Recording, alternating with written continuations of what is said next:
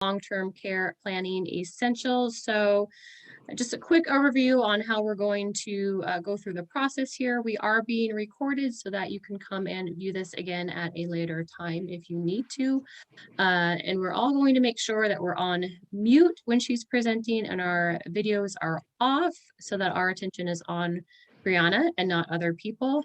And then at the end of the presentation, we will open it up to a Q&A, which means we can all turn our cameras back on if you would like and interact with Bryana and ask our questions. You can also drop questions in the chat box on Zoom. If you're joining us on Facebook, you can also drop your questions in the comment section, and we will make sure that Bryana has those questions so that she answer them. So again, welcome, and I will introduce Eric, who is the Executive Director of the Mustard Seed. Thank you, Jen. Welcome, everybody. My name is Eric Blagan, and this is our second community forum and our second time actually having Bryana Cross Bean with us. But first, before I introduce her, just a little bit about the mission of the Mustard Seed Project. Our work is to support seniors to age in place safely in their homes. We have a variety of programs that help with that: transportation, home repairs, yard care, visits, those kinds of things. And we also will be building, breaking ground on our assisted living facility this fall. That'll be for those folks who aren't able to stay safely in their homes, but they'll have another choice to stay on the KP. And then one of the other things we do is we like to provide relevant information to seniors. And that is why we have Bryana here today. She is an attorney who practices in the areas of estate planning, elder law, probate, real estate contracts and deeds, and business formation. And her passion is to protect people's futures. 2 weeks ago when she was on with us, she presented a topic called Getting Your Ducks in a Row, Future Planning for Older Adults. And this week she's going to be talking about long-term care planning essentials. Please note that you will have a chance to ask questions at the end. We will open it back up. But Bryana, right now, if you'd like to take it away, go right ahead. Excellent. Thank you so much.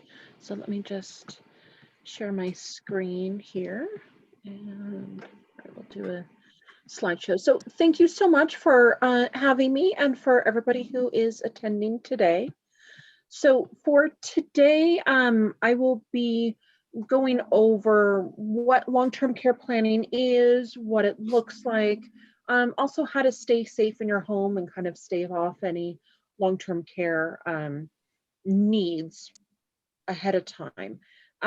Really quickly, I do, let me just kind of give you an overview of who I am.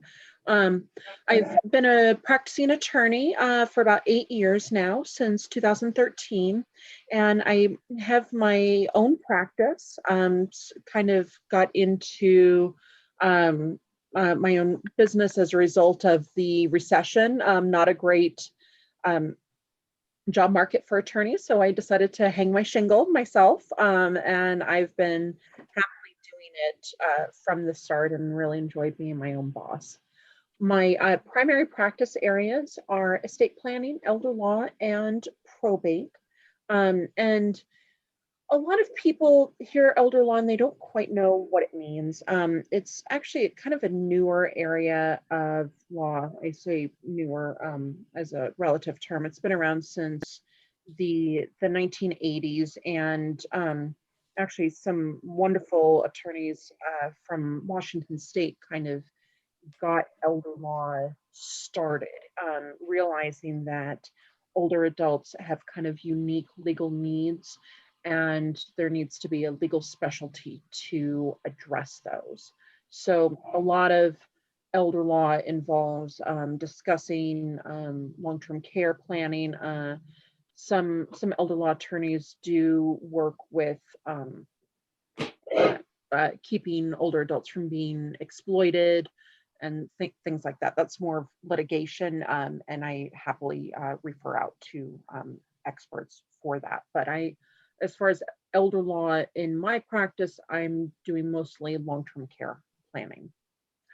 I have 2 office locations. My main office is in Puyallup, and I have a satellite office in Gig Harbor, and I'm there on Wednesdays.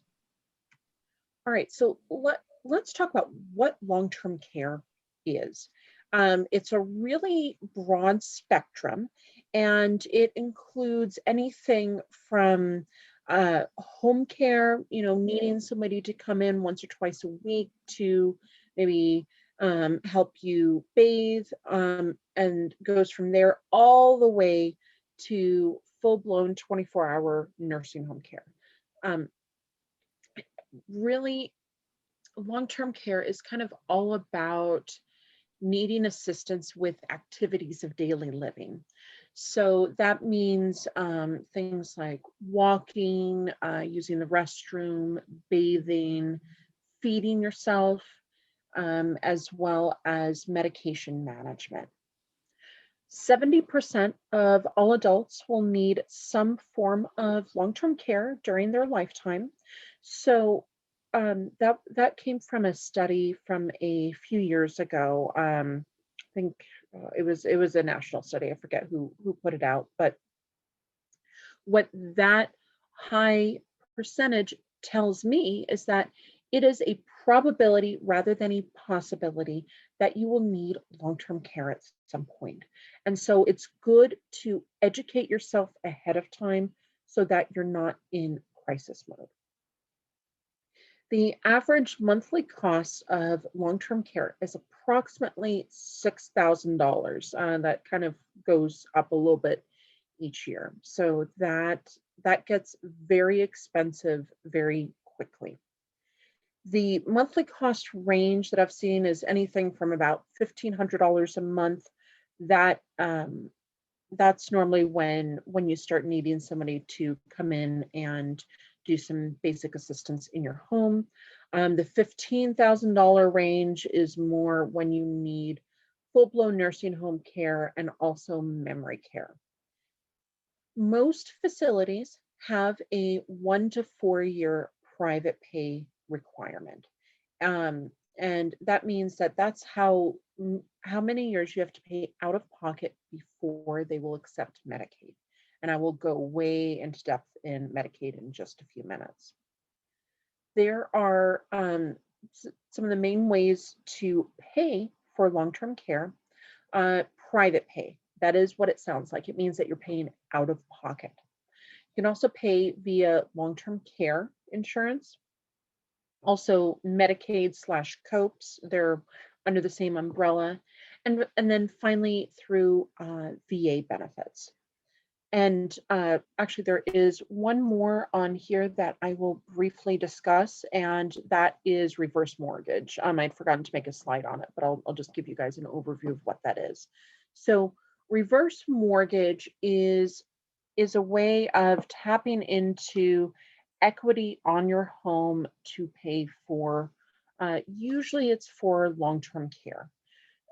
Reverse mortgage can be a good option for some people. It's by far not a one-size-fits-all. It's great if you have a decent amount of equity in your home, and next to no mortgage or your home fully paid off. And you can use the equity from your home to pay for long-term care. Now, with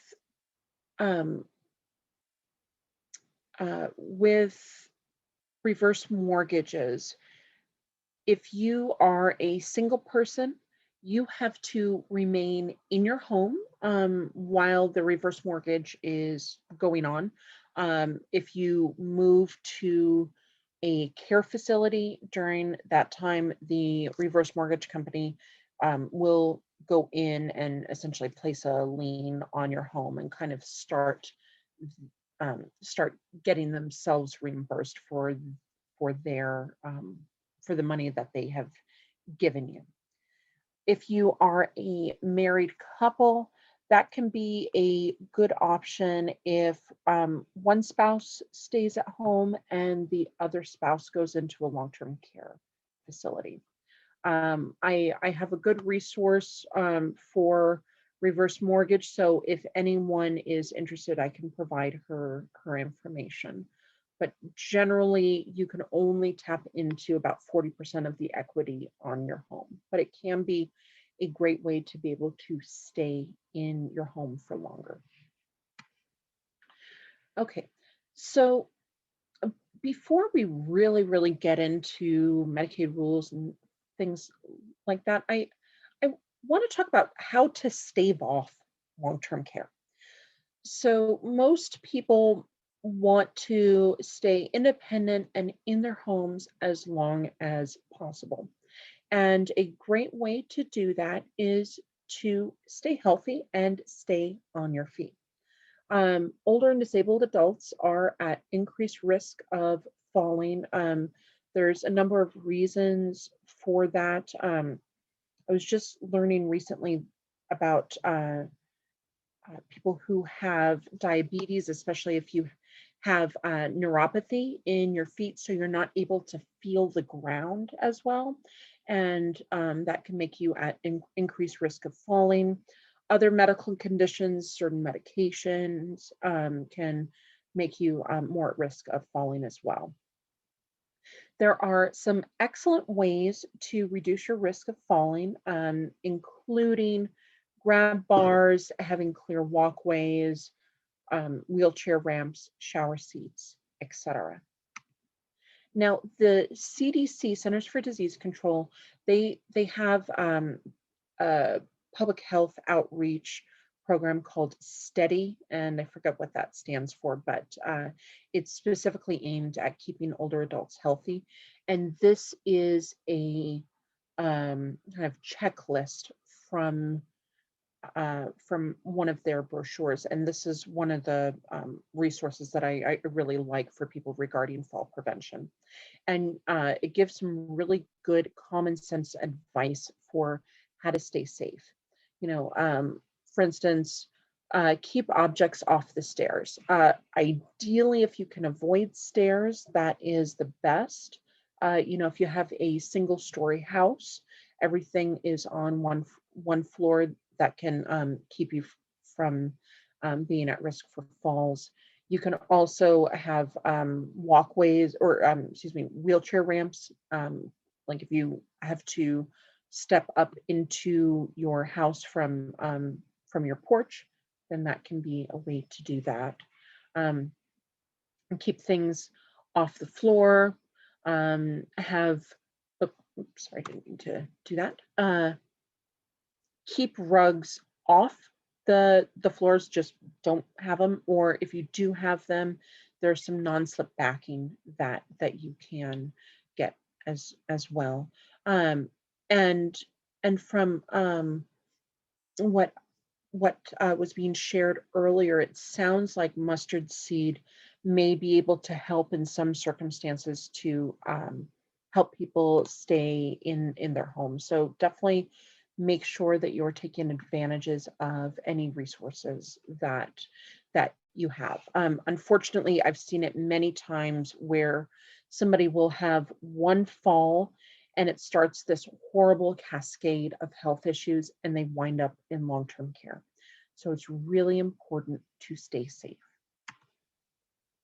All right, moving on to more of the formal long-term care. So Medicare versus Medicaid. A lot of people get these two programs confused. Medicare is a traditional type health insurance for adults age 65 and older, and there's a few people who can get that if they're younger, but you have to have certain medical conditions. It covers very little long-term care, 30 to 90 days max. So you can't assume that Medicare will help you pay for long-term care. It's very good for short-term things. It's great at covering hospice. Hospice is a benefit that Medicare offers that a lot of people don't know about. And really briefly about hospice, it it can be a good resource for people. People do graduate from hospice sometimes, so it's not always a death sentence. Sometimes people coming off of, or excuse me, with hospice, you come off of a lot of the medications that you had previously been on, and sometimes people actually improve as a result. And there's a lot of wonderful components of hospice that Medicare can pay for. So my general recommendation is, because you've paid into to Medicare most of your life, be sure to use that as much as you can. It does also cover rehabilitation. So let's use the fall example. Let's say you fall and break your hip, you're in the hospital, but then you transition into inpatient rehab where you're still gaining your strength back. Medicare will pay for a good portion of that.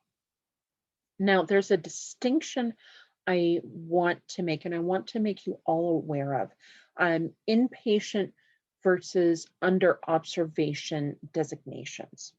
So there's a huge difference in what Medicare can cover from that. So if you are admitted to the hospital and you're merely under observation as your classification, then Medicare will not pay for like rehab care after that.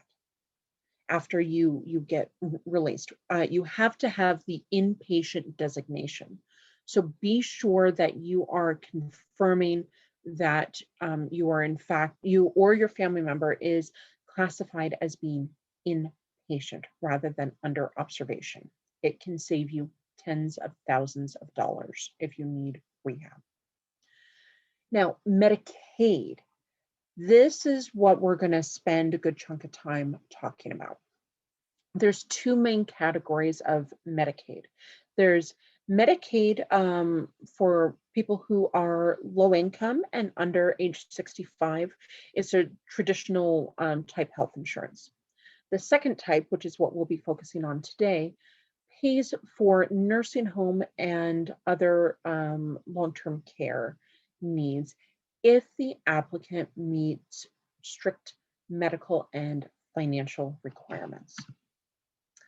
Medicaid overview. So with Medicaid for long-term care, there's kind of two subtypes of that. There's traditional Medicaid, Medicaid for nursing home care, and then there's something called COPS. And COPS is kind of unique to Washington State.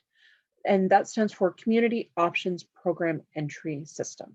This is primarily for people who don't need full-blown nursing home care.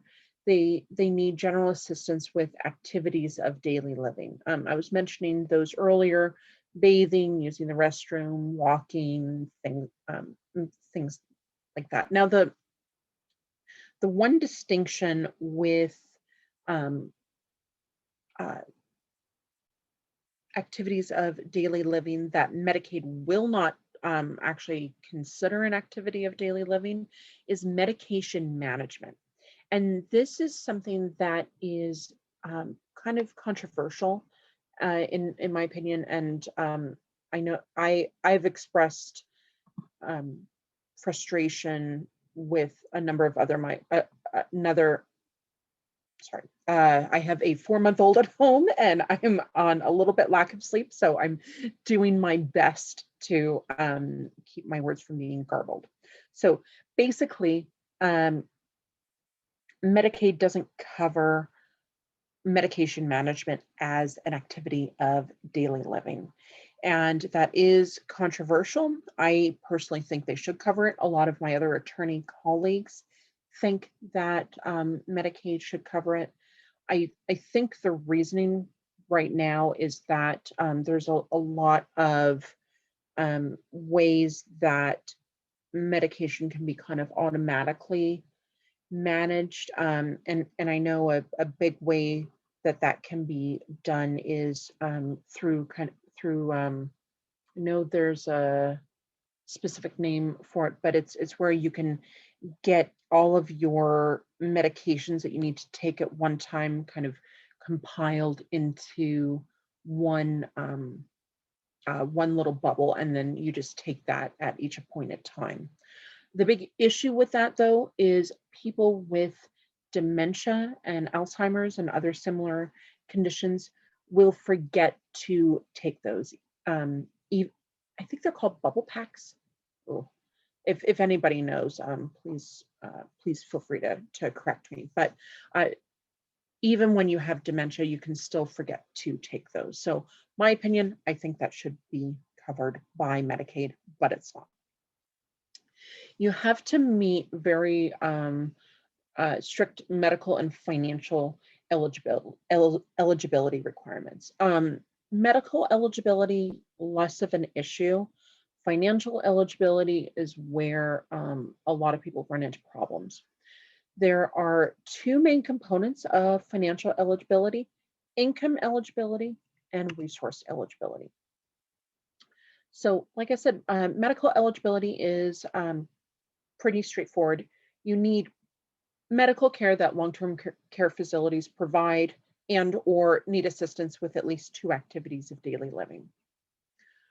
For financial eligibility, like I said, you need to meet both resource and income requirements. For resource requirements, an applicant, so the person applying for Medicaid or COPES, and I'm using Medicaid and COPES interchangeably because the qualification requirements are almost identical. So it just makes sense to talk about them as a single program. So the applicant can have no more than $2,000 in non-exempt resources. For a married couple, the well spouse can keep currently $58,075 in resources and unlimited income. And we'll dive more into those two things in just a few minutes. The income requirement, normally it's not an issue for my clients. It needs to be less than the Medicaid rate for your care plus your regular monthly expenses. The Medicaid rate will differ depending on your level of care, and that gets determined when the application is in process. The average Medicaid daily rate is $346.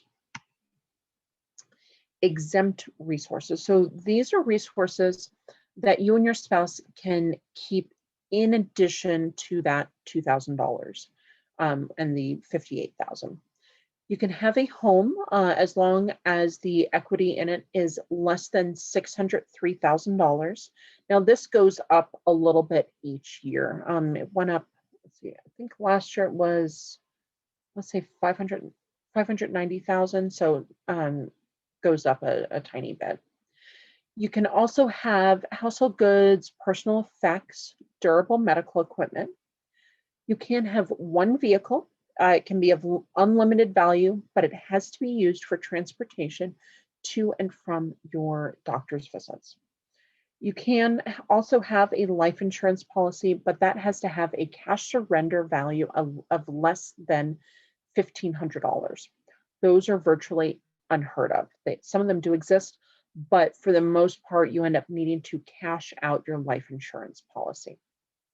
A lot of people don't consider that to be an asset, but for Medicaid purposes, it is. Another exempt asset is most burial plots and prepaid funeral and burial plans. You can also have a burial fund of $1,500 or less per person. Everything else that is not listed here is considered to be an asset.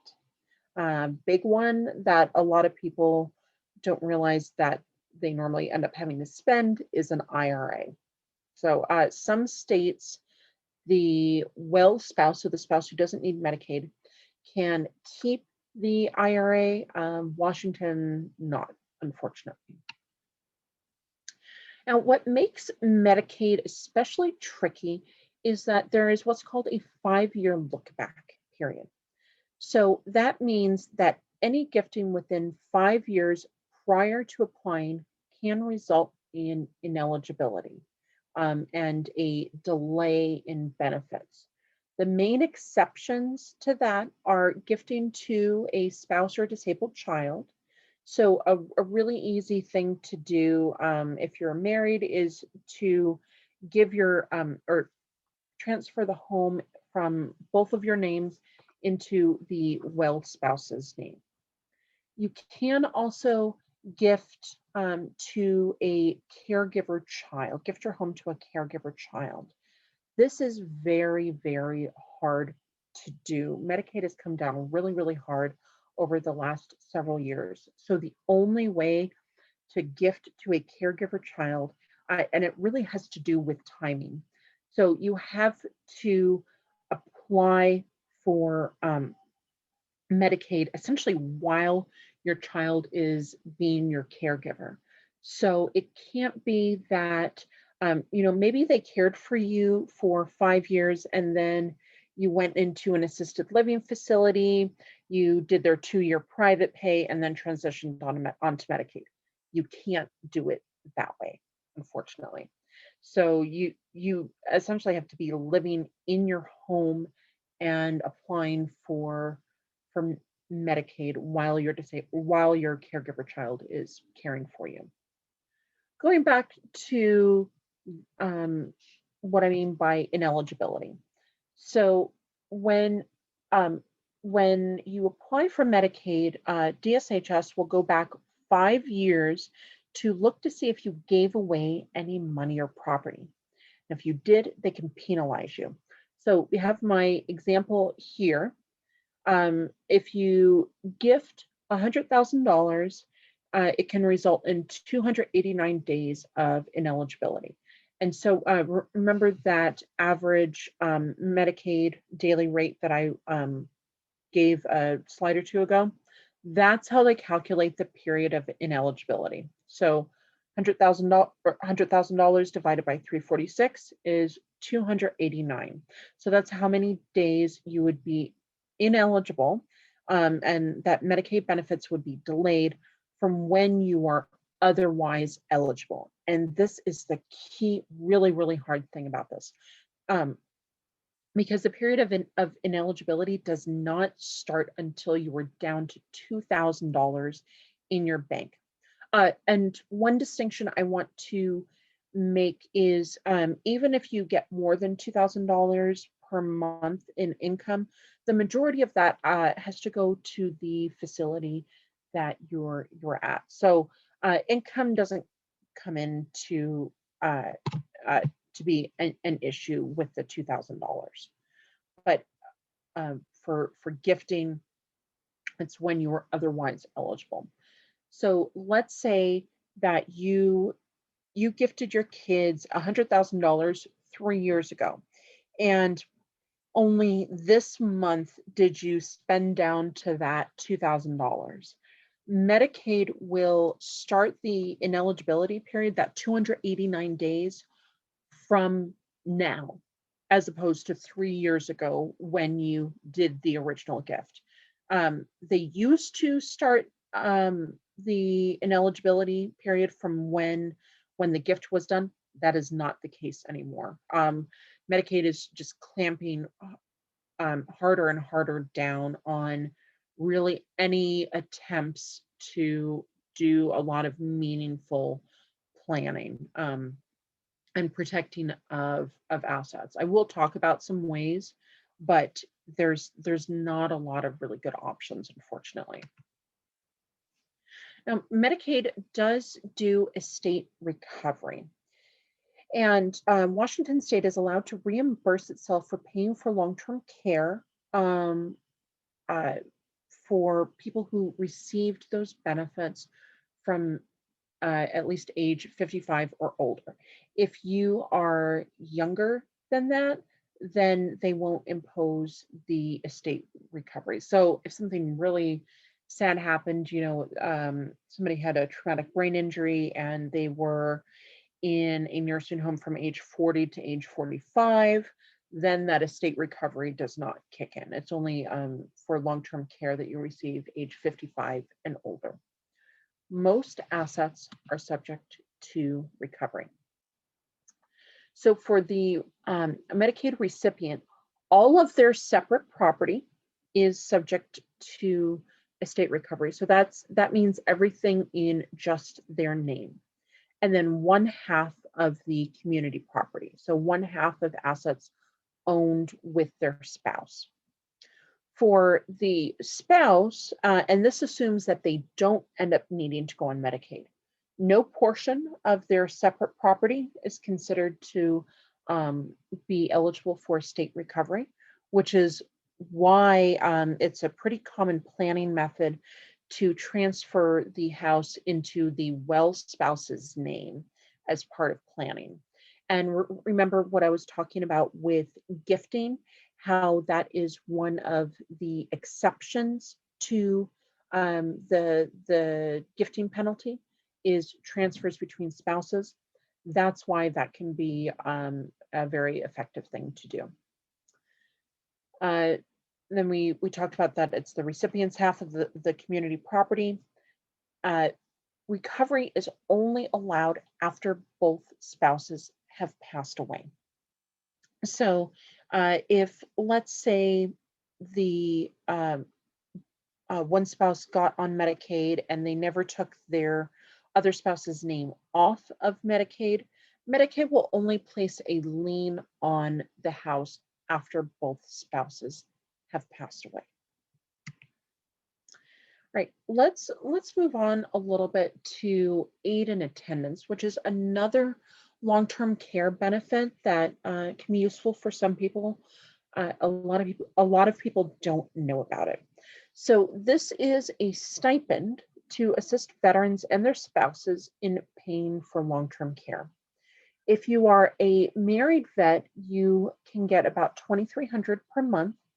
A single vet can get a little over $1,900 per month. The surviving spouse can receive $1,244 per month. And that's distinguishable from Medicaid, two completely different programs. With Medicaid, the amount per month goes directly to the facility that you're at, as opposed to directly to the person, and there really isn't any limit for how much Medicaid will, or sorry, there is. Medicaid does have a maximum daily rate, and I don't know what that is off the top of my head, but it's not as limited as aid and attendance is. And I refer to it as a stipend because it goes directly into the recipient's bank account. The stipend is decreased by the percent the veteran was disabled. So a really common thing that I've seen with a lot of Korean War vets for some reason is that they will get a 10% disability rating for hearing loss. So if they were receiving disability benefits from the VA already, and let's just say it was 10%, then their stipend is reduced by 10% for aid and attendance. The eligibility requirements are that you need assistance with at least 2 activities of daily living. The veteran needs to have served during at least 1 day during wartime. They cannot have been dishonorably discharged. If the surviving spouse is getting it, they cannot have remarried. Now, the wartime periods that I'm referring to, technically World War I does apply, but that really, I don't think, maybe there's a surviving spouse out there that had a World War I veteran, but realistically not. Do have World War II, Korea. Vietnam is a little funky. Vietnam is divided into two categories. You can, if you served actually in country in Vietnam, or you were on a Navy ship that was in water surrounding Vietnam, then that counts as in country, and that's anywhere from 1961 to 1975. If you were not in country, then it's 1964 to 1975. For the Persian Gulf, it is started in 1990. The sad thing is that there has still not been an end date to the Persian Gulf conflict. So it is encompassing Iraq, Afghanistan, the war on terror. So according to VA, this is still an ongoing wartime period since 1990. A distinction I want to make about this is you don't need to have served in combat to qualify. You could have been stationed in the US, let's say at JBLM for the entirety of the Korean War. And as long as you were considered active duty, you can still qualify at least via wartime service for aid and attendance. So going into the eligibility a little bit more, you can have a maximum of $129,094. This includes yearly income. And I'm starting to get a tiny bit short on time, so I'm going to go a little bit faster. It includes yearly income, so just to make the numbers easy, let's say that you received received $29,000 in income yearly. You can still have $100,000 in assets. Your long-term care costs have to be more than your income. Your exempt resources, they're the same as Medicaid, except there's no limit to home value. So Medicaid's limit is $603,000. If you have $1 million home, technically that's exempt under aid and attendance. There is a penalty for giving away money or property within 3 years of the application. And this rule only went into effect in 2018. You used to not have any sort of ineligibility period and any sort of gifting penalty, but 2018 that changed. Now there's several planning techniques that you can do. The kind of most obvious one is the traditional spend down. So that means that you are spending money on yourself. You're spending money on your health care. You can do home improvements. How I was talking about fall prevention earlier. You can, do grab bars, etc. Remodel your house. You can get a nicer car. You can also purchase durable medical equipment and prepaid funeral arrangements as well. And I want to hit back on the healthcare really quick. So you'll notice that I keep talking about facilities and that I'm not really talking about home care. That is intentional. And that's because, and this is specific to COPES. COPES will pay for some home care. They do not pay for very much of it. If you're needing 24-hour care, they will make you move into a facility. They kind of force you into it, unfortunately. And I remember a while ago, I had a conversation with a DSHS worker, and she was really honest with me and said that, yeah, we won't allow people to get 24-hour care and still pay for it in their home. So if you're needing some home care, then that can be great to start paying for your home care a little bit, but be sure that you are setting aside enough money to overcome that 2-year private pay requirement that most facilities have, so that you're not forced to go into a Medicaid immediately facility. There are some decent ones, some are not so great. Medicaid immediately facilities, I'd say most, if not all, have a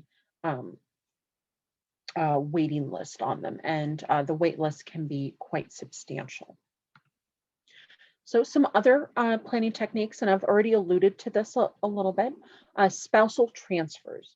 You can transfer an unlimited amount of resources between spouses. Let's see, and I'm not going to repeat this too much. Just the one big risk is that the well spouse may need assistance. So just realize that this can be beneficial, but it's not the end all and be all as far as planning goes. Another planning technique is a Medicaid qualifying annuity for a spouse. This is something that is very effective when you have a medically needy spouse. You know, let's say they have Alzheimer's or Parkinson's or some other difficult chronic illness like that, and they need to go into a long-term care facility, but you have a spouse who is perfectly healthy. You always run the risk of, if you don't do any planning, the well spouse will essentially get impoverished. So an easy way for them to not have to spend all of their money is to get this Medicaid qualifying annuity. It's also known as a SPIA, so single premium immediate annuity. Medicaid does not limit how much income you as the well spouse can have. So you convert liquid assets like from an IRA into an income stream to keep the well spouse from being impoverished. The requirements, though, SPIAs you don't really want to do until you know you need to apply for Medicaid. And you can do this right kind of as you're doing the Medicaid application. DSHS has to be named as a remainder beneficiary. It has to be irrevocable, and it has to be for a term roughly of 5 years. It can be a little bit shorter if you have somebody who is older. It's 5 years or the life expectancy of the recipient, whichever one is shorter. It's an effective way to qualify while still receiving the benefit of assets. Now, if 5 years comes and goes, then the DSHS essentially goes away in terms of being remainder beneficiary. It's really only if that well spouse passes away within that 5 years, then anything that is left over will go to DSHS initially as far as the estate recovery, and then you can list beneficiaries from there, normally family. Another planning technique, and this is one I do sometimes, I don't do it a lot, mainly because it's not always a great fit for people, and you have to be very, very careful. It is a special type of irrevocable trust. I refer to it as an irrevocable asset protection trust. You will hear some other attorneys refer to it as a safe harbor trust. Same idea. If it's done properly, you can more easily transition onto Medicaid while still leaving a legacy to your heirs. So this is for people who have a decent amount of assets and for whom it is really important that their heirs inherit something when they pass away. The trustor, so that's the person who is creating the trust, they have to be able to private pay for at least 5 years to overcome the Medicaid look back. They have to have a solid trusting relationship with their family members. It is irrevocable. You cannot revoke it or change it for any reason. You have to treat it like a safe, because once the money or property goes in there, you cannot directly access it. So you have to be able to keep enough money outside of the trust so you can private pay for at least 5 years. What is tough about this is that the trustor cannot be the beneficiary. They cannot have any direct connection to it in the slightest. If they are even an income beneficiary, if they are a beneficiary of any kind, Medicaid, and VA, for that matter, will view the entire amount of money inside the trust as being an available resource. This kind of goes back to what I've been saying is Medicaid is cracking down on a lot of techniques that used to be able to be used to help kind of protect assets from needing to be spent. There are some risks to this, and actually two really, really significant ones. One, if the trustor runs out of money before 5 years is up, the family members who would be the beneficiaries have to be willing to use this money for the trustor's benefit. So they have to they have to dip into what would be their inheritance and take money out and pay the facility directly to overcome that 5-year look back, or else you're going to get massively dinged in Medicaid ineligibility. You know, if we had that example of $100,000 earlier, if you put your home in this, it'll be even higher. I've done the math a few times, and I've seen it go into years for penalty periods. So you really, really want to be careful about this. Another huge risk to doing this is family disputes. Like I said, you have to have a really trusting relationship with your family members, because they are not under any legal obligation to use this money for your benefit. And you also run the risk of, if you have one child managing it, maybe the others will disagree. So this can be a good option for some people. I don't do it a lot because it can be risky, but in the right situation, it can be very beneficial. All right, so I'm slightly over time, but I'm going to stop sharing my screen. And I know I have thrown a lot at you guys, and I would love to take any questions that you all have. Thank you, Bryana. Could I just say, folks who are on the Zoom, if you want to unmute, if you have a question and start your video, please go ahead. Do we have any questions from Facebook, Michelle? No questions from Facebook. No. Okay.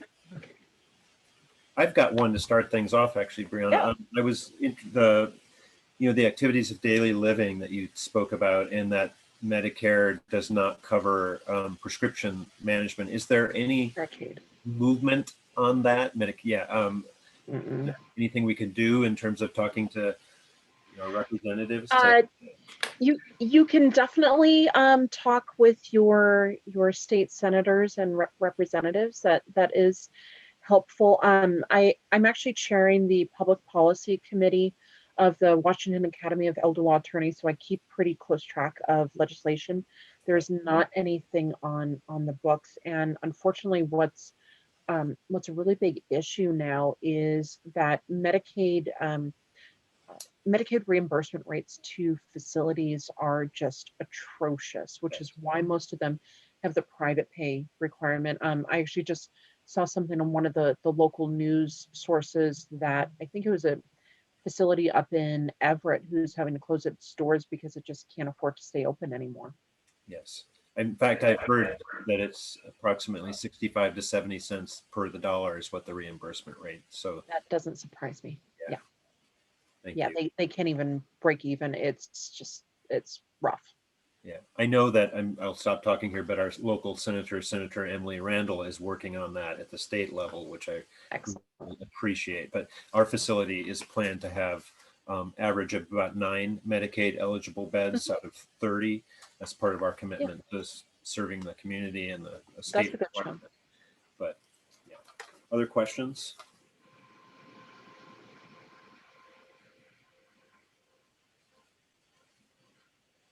Michelle, did you have a couple? I don't have any questions, but I'm just impressed by your depth of knowledge, and I'm glad there's people out there like you who know these things, because this is an overwhelming amount of information. So it seems like these insurance companies are kind of out to get us at every angle. So thank you for absolutely. And I actually want to talk about long-term care insurance just a little bit. I'm not an insurance producer, so not remotely even a sales pitch. The clients I have though that do have long-term care insurance, they are in a much better position to overcome that private pay requirement that a lot of facilities have. Most of the long-term care insurance policies that I've been seeing, they have a lifetime maximum somewhere between $300,000 and $400,000. So that can be a great way to overcome that private pay requirement. Oh, and I do want to talk about VA just a little bit more. So the application process for VA is hard. The form's really confusing and they have to be done a certain way. I have done VA applications in the past. I don't do them anymore, mainly because VA refuses to reimburse providers or for people who provide assistance. And so it doesn't make good financial sense for me, unfortunately. There are some veteran service organizations that do them. And I know this is a little ways away from you guys, but one that clients of mine have had good luck with is VFW in Fife. There might be some other VFWs or other organizations in the area closer to you guys that do that. I don't know of any off the top of my head though. Keep in mind though that if you do get assistance with a VA application, I strongly recommend you do it because the forms are horribly confusing and they change all the time. The person or organization helping you is not allowed to charge you. So if you have somebody who's giving you a great sales pitch and saying that, they'll charge you, $2,000 to do your VA application, they are breaking the law. Walk away. Thank you. Good to know. Other questions from anyone? We did have a Facebook question come in from Maureen. She was asking about, I think the question is, can you have life insurance with a long-term care rider? Those can be good. Yeah. So what that is it's kind of an either or. So you have traditional long-term care insurance, which is use it or lose it. And then you have long-term care insurance with life insurance with a long-term care rider, which means if you end up needing long-term care, then it can be used for long-term care. But if you end up not needing it, then it's traditional life insurance. For Medicaid purposes, you have to use it up first. You have to use up your long-term care insurance. I do want to make one point because I had one client like this. You can sometimes be on long-term care insurance if it's traditional long-term care insurance and also receiving Medicaid at the same time. I've seen that only once, and the only reason they were allowed to do that was because their care costs were so high. And this was late stage Alzheimer's, $15,000 per month.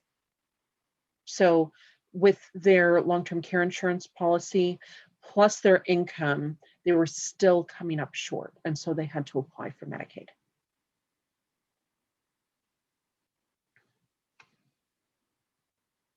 If there are no other questions, I want to say thank you, Bryana, so much. I see Heather. Oh, Heather, go ahead. Do you work in tandem with social workers or counselors when families need to make the transition to go from like at home to, say, a nursing facility? I definitely can. It's in my line of work, it's more they're being told to meet with an elder law attorney. And so I'll do a consultation with them and give them actually the same kinds of information that I just gave you guys, but obviously a little bit more specific to their exact situation. And I know a lot of long-term care facilities in the area. It looks like I'm adding another one to my list, which is great. I'd love to tour it when we can actually start doing in person again. But I know a lot of resources too on some of the good facilities and not so good facilities. Great, thank you. Yeah. Anybody else have a question? Last chance. Well, thank you again so much, Bryana. I'm sure we would love to have you back at some point. I'm sure some people probably missed this and would love to see it. And also we can view this on Facebook. If you didn't get a chance, tell your friends who might be interested. And we'll also be posting these on YouTube, our YouTube channel. Next time, 2 weeks, I just want to give you a preview. It ties in actually with a lot of what you talked about today. Ann Nisbet from KP Fire will be coming to talk about home safety for seniors, some of the things you can do to Excellent. prevent falls and other things like that. So, and then 2 weeks after that, another, I think, very interesting topic, which is broadband on the Key Peninsula. And we'll have Mark Cockrell joining us then. So thank you, everybody. Thank you, Bryana, and have a good rest of your day. Thanks again for having me. This was fun. Bye. Bye. Thank you.